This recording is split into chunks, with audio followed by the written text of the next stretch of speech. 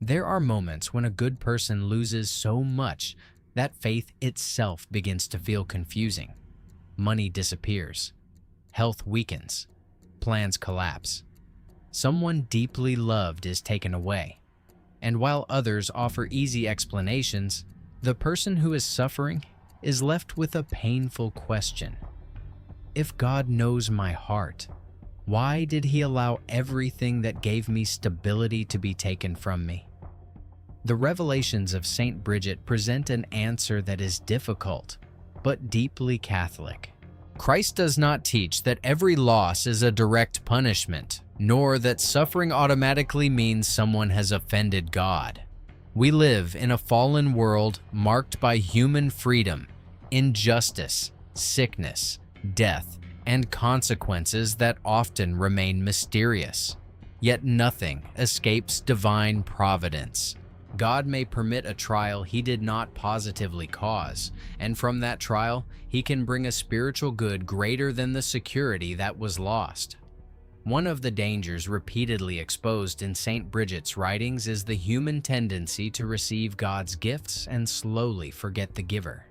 A person may still attend Mass, pray, help others, and sincerely desire to live well, while quietly placing ultimate trust in health, money, reputation, family stability, or personal control. These things are not evil. They are real gifts. But even a good gift becomes spiritually dangerous when the soul begins to believe it cannot live without it. That is why loss can become a revelation. It uncovers attachments that prosperity kept hidden. It shows us whether our peace came from God or merely from favorable circumstances. When life is going well, trust can remain theoretical. It is easy to say that God is enough when everything else is still present. But when the foundations begin to shake, the heart discovers what it was truly resting upon. This does not make the loss less painful. Christianity does not ask people to pretend that grief is pleasant or that suffering should not hurt. Christ Himself wept, experienced anguish, and accepted the help of others. But suffering can strip away illusions. It can reveal how deeply fear, control, and attachment have entered the soul without permission. Perhaps the most uncomfortable question is also the most necessary. What could be taken from you that would make you believe your life had lost all meaning? The answer may reveal something you love so deeply that it has begun to occupy a place only God can safely hold. When God permits that place of false security to be touched, the first reaction is often resistance. The soul may pray more intensely, not because it wants God Himself, but because it wants the old life restored. It asks for healing, financial relief, reconciliation, or certainty, and these requests can be completely legitimate. Yet beneath them, another question begins to emerge. Would I still remain faithful if God did not return everything exactly as it was? Saint Bridget's revelations frequently confront the difference between serving God for His gifts and serving Him because He is God. This distinction is severe because it reaches motives that even sincere believers may not recognize. A person can obey, pray, and perform works of charity while secretly expecting protection from every major loss. Faith then becomes an unspoken agreement. I will be good, and God will keep my life under control. But the gospel never promises that holiness will protect us from the cross.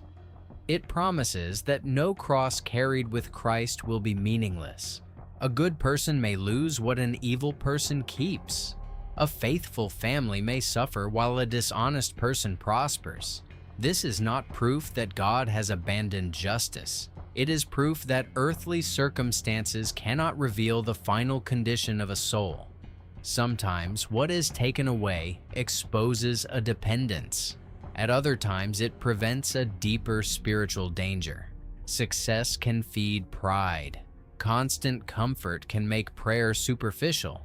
human admiration can slowly replace the desire to please God.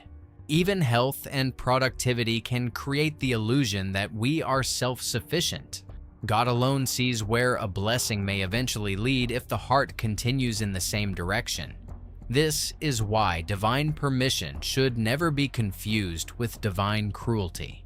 A surgeon may cause pain in order to remove what threatens life, but God acts with infinitely greater wisdom and love. He sees not only the present wound, but the eternal destination of the person enduring it. What appears to be a ruined plan may be the collapse of a road that would have carried the soul far from Him. Still, this truth must be spoken with humility. We cannot look at another person's suffering and confidently announce why God allowed it. The hidden purposes of Providence belong to Him. The proper response is compassion, prayer, and presence. But when suffering enters our own life, we may ask God to reveal what needs purification without assuming that every pain is punishment. A brief act of trust can begin that surrender. Lord, I do not understand what you have permitted, but do not let this loss separate me from you. That prayer does not deny grief. It places grief inside a relationship stronger than everything that has disappeared. The deepest transformation begins when the soul stops asking only, "How can I get my old life back?" and begins asking, "Who am I becoming through this?" That change does not happen quickly. Grief has its own pace, and faith does not erase the natural pain of losing something precious. But little by little, suffering can loosen the heart's dependence on what was never meant to be permanent. In the spirituality connected to Saint Bridget, earthly life is constantly viewed in the light of eternity. What seems enormous now may appear very different when seen before God. Money, status, comfort, and human approval can occupy the entire horizon of a person's mind, yet all of them remain temporary. The soul, however, was created for eternal union with God. If something temporary begins to endanger what is eternal, divine love may permit a severe mercy. This does not mean God enjoys watching His children suffer. The cross proves the opposite. In Jesus Christ, God entered human pain rather than observing it from a distance. He knew betrayal, deprivation, rejection, physical weakness, and the apparent collapse of everything His followers expected. Yet the moment that looked like total defeat became the place where salvation was accomplished. A good person who loses much is not necessarily being rejected. Sometimes that person is being invited into a faith no longer dependent on visible rewards. This is one of the hardest forms of spiritual maturity. To continue loving God when obedience does not immediately produce comfort, when prayer does not instantly change circumstances, and when trust must survive without explanations. The loss may also create room for virtues that prosperity could never fully teach. Patience becomes real when there is something painful to endure. Detachment becomes real when something cherished is no longer available. Hope becomes real when there is no visible reason to expect improvement, and charity becomes purer when a wounded person can still notice the suffering of someone else. If this message has helped you, take a moment to like the video and share it with someone who may be carrying a silent loss. Not because a video can explain every mystery, but because no one should suffer while believing that God has forgotten them. Perhaps you are still waiting for restoration. Perhaps some things will return, and perhaps others never will. But the final purpose of Christian life is not to preserve every earthly possession. It is to belong completely to Christ. When that becomes the center, loss no longer has the power to define the soul. It may wound deeply, but it cannot destroy what has been placed in the hands of God.